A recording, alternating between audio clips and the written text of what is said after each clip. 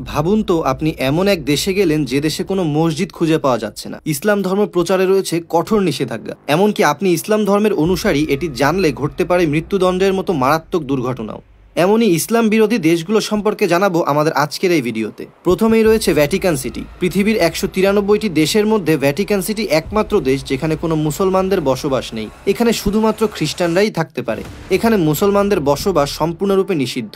এই তালিকায় দ্বিতীয়তে রয়েছে সলোমন দ্বীপপুঞ্জ। এই দেশে মুসলমানের সংখ্যা সর্বোচ্চ 70 জন, কিন্তু বর্তমানে এখানে ইসলাম ধর্মের কথা জনসম্মুখে বলা নিষিদ্ধ।